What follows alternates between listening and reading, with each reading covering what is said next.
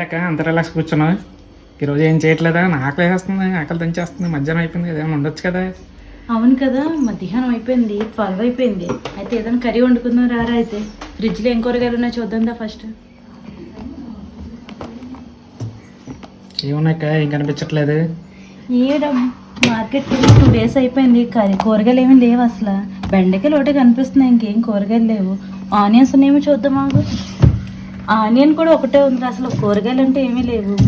ఏంటక్క ఇప్పుడు ఎలాగా? ఏం చేస్తావు ఇప్పుడు? ఎలాగా? నీ కోసం స్పెషల్గా వండుతుంది ఈరోజు. ఉల్లిపాయ టమాటా లేని కర్రీ, బెండకాయలతోనే నీకు కర్రీ వండి చూపిస్తాను. నాకు ఏంటక్క బెండకాయలు అడవి పట్టుకుని ఏం చేస్తావు? టమాటాలు లేవు, ఉల్లిపాయలు లేవు, ఎలా అక్క ఇప్పుడు? ఎలా కూర ఎలా మనకి? నీ కోసం, మన సబ్స్క్రైబర్స్ కోసం బెండకాయలు, ఓన్లీ బెండకాయలతోనే తయారు చేస్తాను. ఉల్లిపాయలు కానీ, టమోటో కానీ, పచ్చిమిర్చి కానీ, కారం కానీ యూజ్ చేయకుండా బెండకాయ గుజ్జు కర్రీ మీకు తయారు చేసి చూపిస్తాను. ఇది కర్ణాటక స్టైల్ బెండకాయ కర్రీ. నీకు మా సబ్స్క్రైబర్స్ కోసం ఈ కర్రీని ప్రిపేర్ చేస్తాను నేను ఇప్పుడు.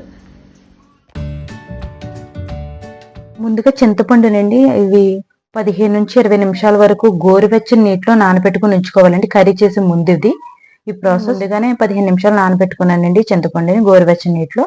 ఇప్పుడు దీని రసాన్ని తీసి ఒక బౌల్లో వేసుకుందాం.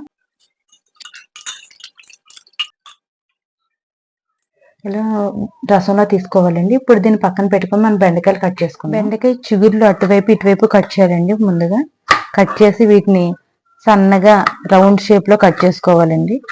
మనం ఫ్రైకి ఎలా అయితే కట్ చేసుకుంటామో అలా కట్ చేసుకోవాలి.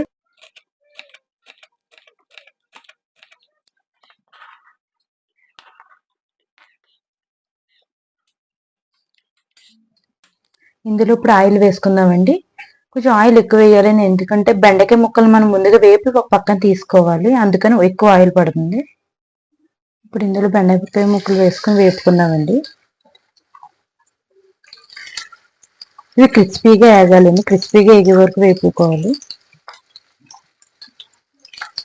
ఈ బెండకాయ ముక్కలు క్రిస్పీగా వేగాలండి, అందుకని కొంచెం ఆయిల్ కూడా ఎక్కువగా వేసాను. ఇవి వేగిన తర్వాత పక్కన పెట్టుకోవాలి.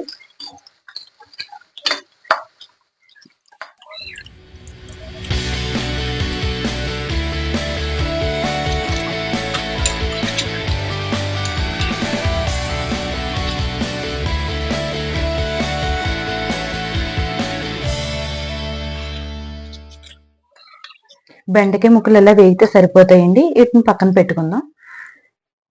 ఇదే ఆయిల్లో కొద్దిగా ఆవాలు, కొద్దిగా మెంతులు,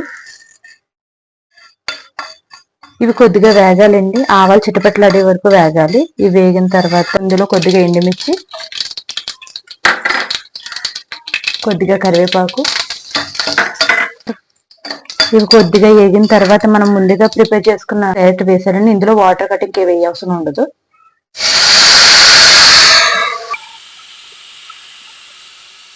కొద్దిగా పసుపు వేసుకుందామండి.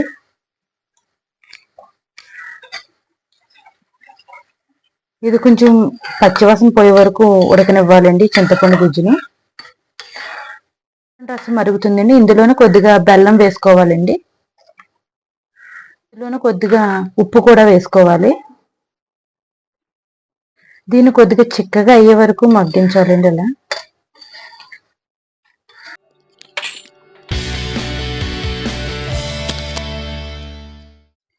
ఇప్పుడు ఇందులో ఆల్రెడీ వేపుకున్నాం కదండి, బెండకాయ ముక్కను వేసుకోవాలి. ఇప్పుడు దీన్ని ఒక 5 నిమిషాలు మీడియం ఫ్లేమ్ లో పెట్టి ఉడికించుకోవాలండి.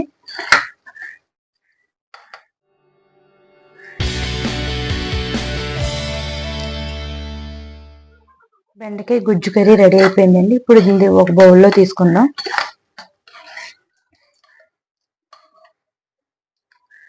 కర్ణాటక స్టైల్ బెండకాయ గుజ్జు కర్రీ రెడీ అయిపోయిందండి.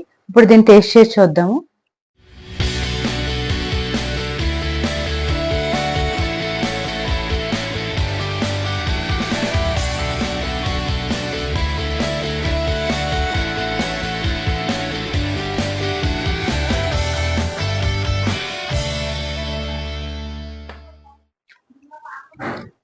చాలా బాగుందండి. కర్ణాటక స్టైల్ బెండకాయ గుజ్జు కర్రీ. ఆ బెండకాయ ముక్కలు ముందే ఫ్రై చేస్తాం కదండి, క్రిస్పీగా బాగా తెలుస్తున్నాయి మనకి కర్రీలో తింటూ ఉంటుంటే. ఉల్లిపాయల రేట్లు పెరిగాయండి, టమాటాల రేట్లు పెరిగాయని మనం కర్రీస్ చేసుకోవడానికి ఇబ్బంది పడుతూ ఉంటాం. కానీ అలాంటి ఇబ్బంది పడకుండా ఇలా బెండకాయలు చింతపండుతో ఈజీగా చేసుకోవచ్చండి. చాలా బాగుంటది కూడా కర్రీ. టేస్ట్ దానికి తగ్గ టేస్ట్ ఉంటది. కర్రీ కూడా చాలా ఈజీగా చేసుకోవచ్చు. తక్కువ ఇంగ్రీడియంట్స్ పడతాయి మనకి. మీకు ఈ వీడియో కనుక నచ్చినట్లయితే లైక్ చేయండి, షేర్ చేయండి, సబ్స్క్రైబ్ చేయండి. మీరు కూడా ఇలాంటి కర్రీని ట్రై చేసి మా కామెంట్ లో చెప్పండి.